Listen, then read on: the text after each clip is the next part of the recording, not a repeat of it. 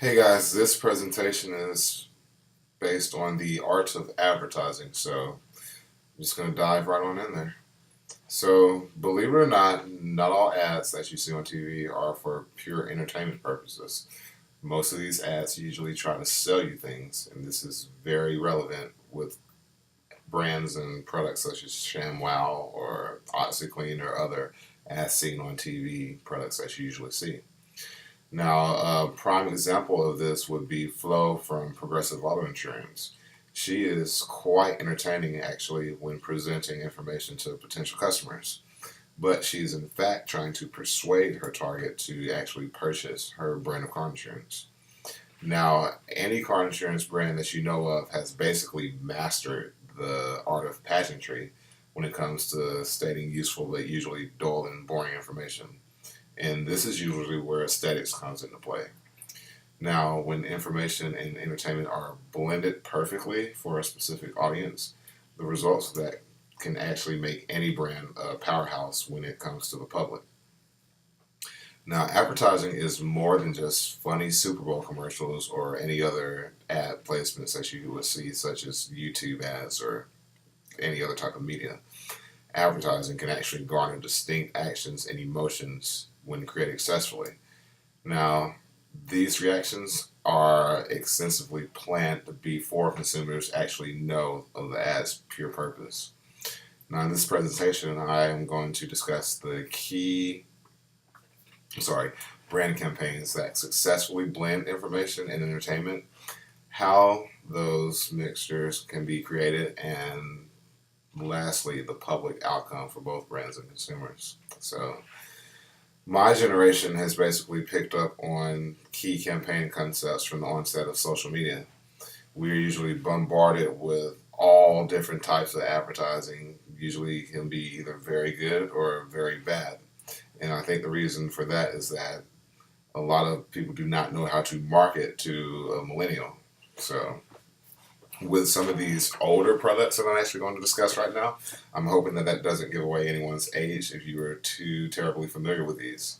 So, Coca-Cola is going to be the first product I'm going to bring up, and this is probably arguably one of the most well-known brands on the face of the earth, and that is usually due to branding.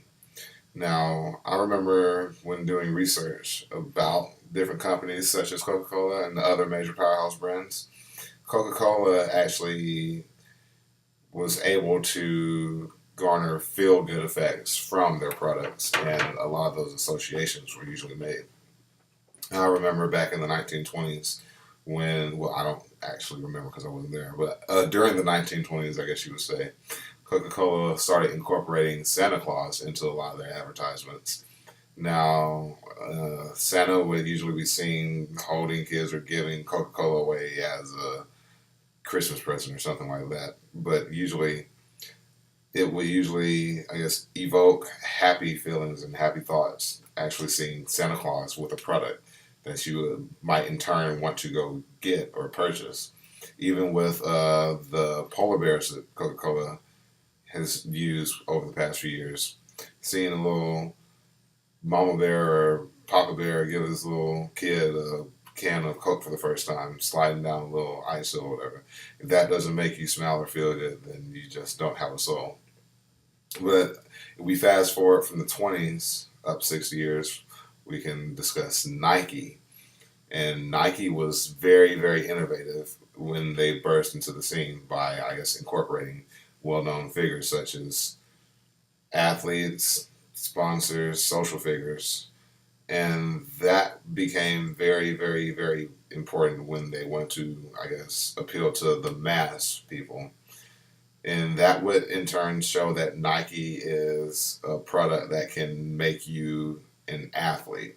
Nike sells athletic equipment that usually well known athletes such as Michael Jordan, Bo Jackson, other well known athletes and figures they would use. And Nike's, I guess, concept or ideal is that let our product make you an athlete by using and wearing the same type of product that your Michael Jordans and your Bo Jacksons and Derek Jeters, by wearing those same types of products, you can be an athlete just like them.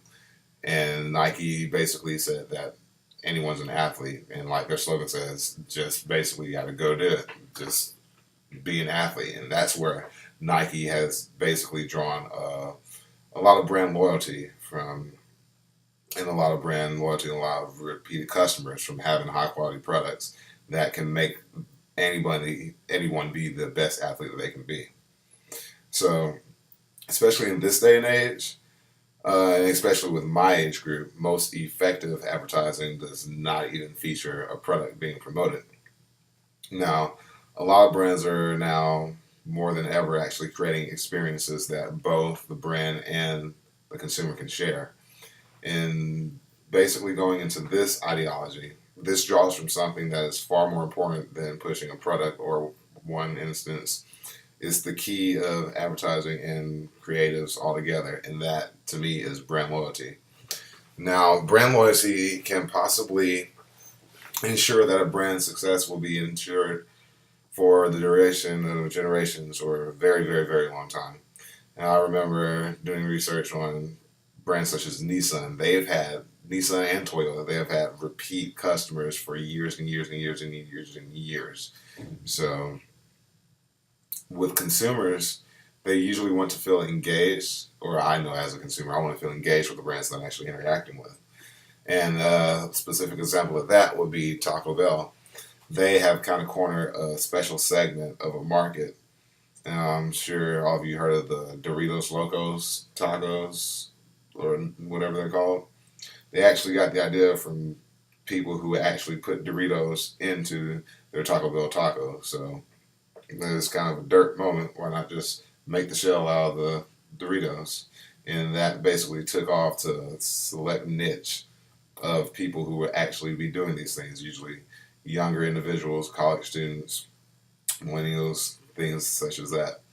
And with most new age successful brands, you're starting to see that they're actually going towards special niche markets that are actually very distinct and that could be marketed to in very specific ways.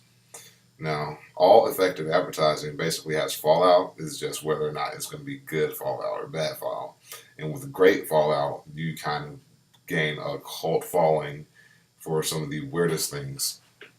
And successful advertisers can create positive associations that can last for years.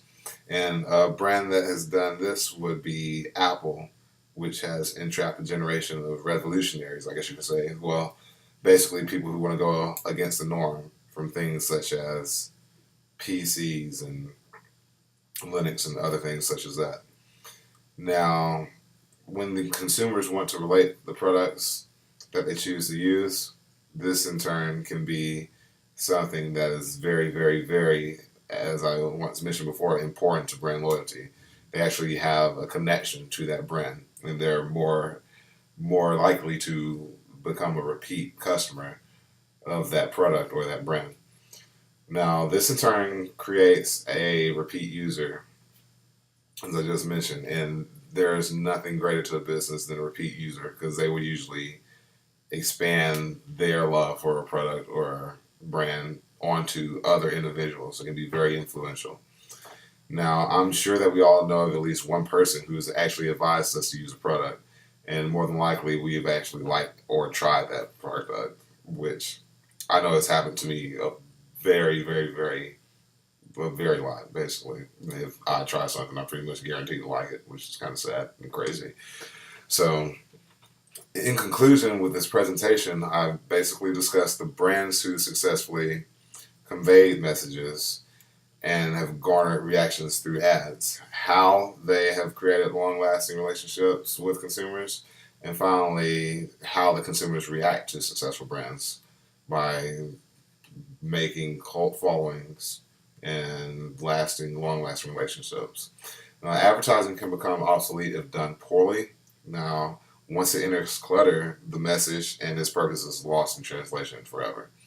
But when you mix the intent of the message with the aesthetics and the beauty, the outcome of that can submit a brand into the basically advertising hall of fame, which is kind of like the one show, but I can discuss a lot more of that later. But that's my presentation on the art of advertising. Hope you guys enjoy.